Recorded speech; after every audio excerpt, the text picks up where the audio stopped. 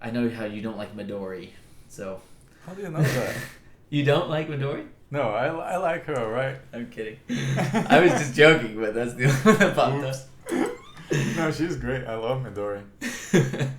I love that. How did you know that? No, but I mean, like, for this kind of, I have a favorite for each kind of music, Mm-hmm. Young Midori is actually her recording of this is whoa.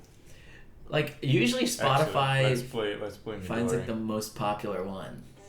Yeah, no, she actually, I think this is the CD of her recital. I think this is her debut Really? at Carnegie, and she was, I think she was 18 or something. I remember just hearing the story of her sending in the Bach Chaconne to Aspen. Oh, really? There's some story that they said it was like, yeah, like they were like, we have a student here. She's like really young, but she wants to join. They were like, I don't know, what it is. Let her send a recording.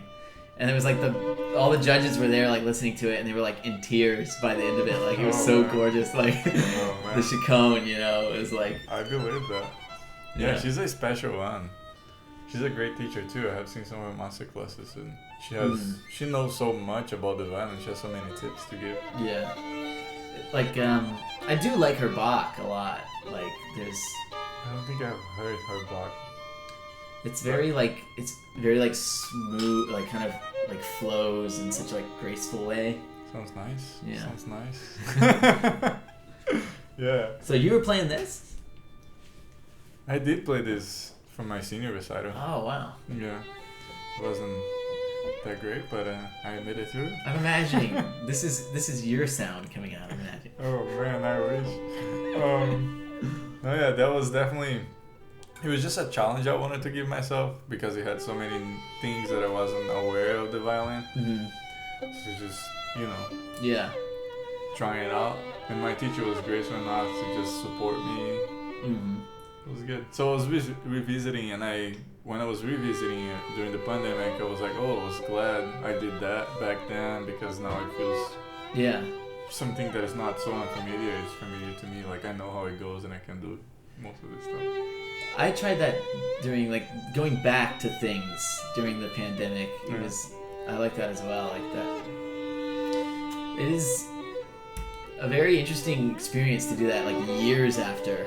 Oh yeah. Because you're like you realize like where your brain was then. It's like very different from where it is now. And Buddy too. What's that? Verdi? Buddy. Oh, Buddy. Body. Buddy. Oh man, I remember you had to put on some Buddy Guy, or? I remember you making fun of me for this, actually. Oh, don't say that on them. Don't cut it. What would I make fun of you for? For saying, how do you say body? Buddy? Body? Body. Buddy. Buddy. Barry. Barry. Sorry. Anyway, no. B-O-D-Y. Yeah. Body. Body. I can see it now, okay. Yeah. Yeah. So yeah, definitely everything changes when you try to play again. Mm-hmm. Yeah, I mean it's this stuff is sometimes I get too frustrated with it because I'm like too me too. Yeah, sometimes I like doing the sonatas better.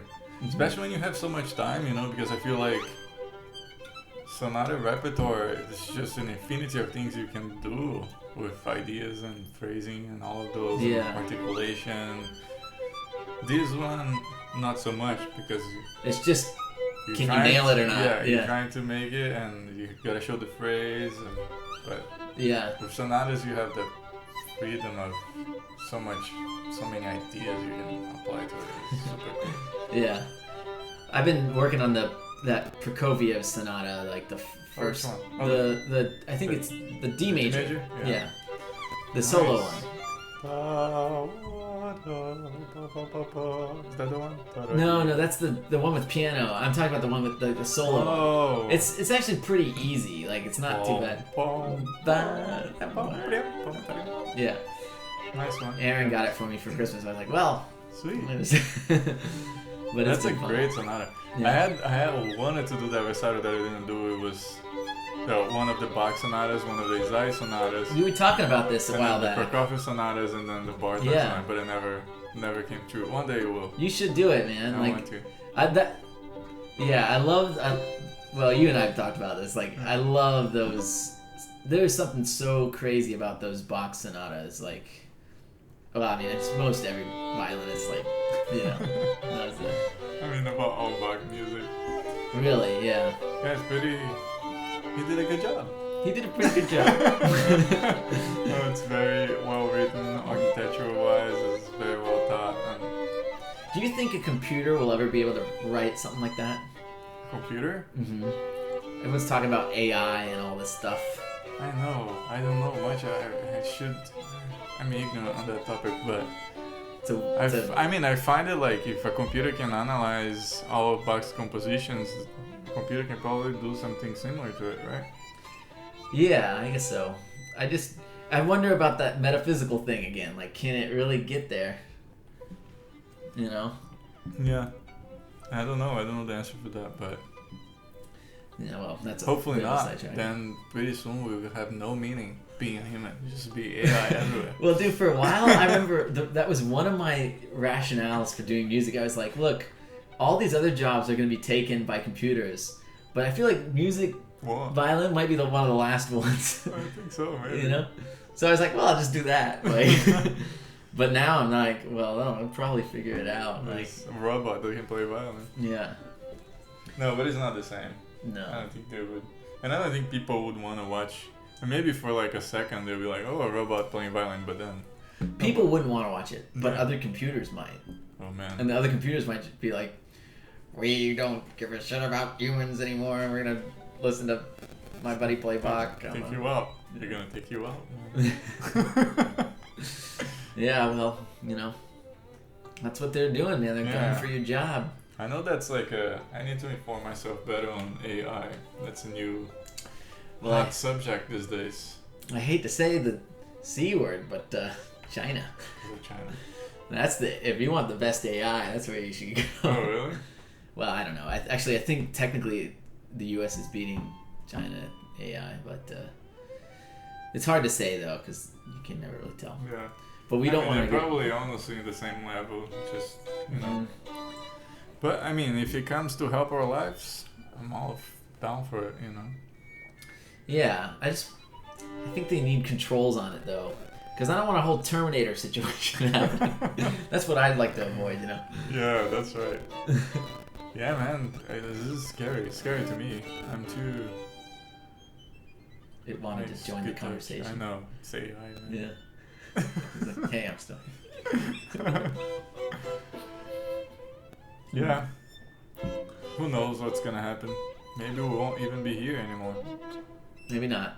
Yeah. What have you thought about as you grow older in life?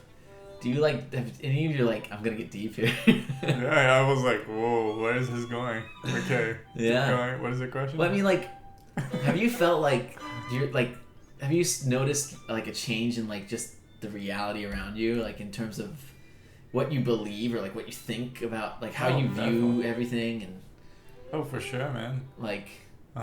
Especially coming from a different country, right. Everything is twisted.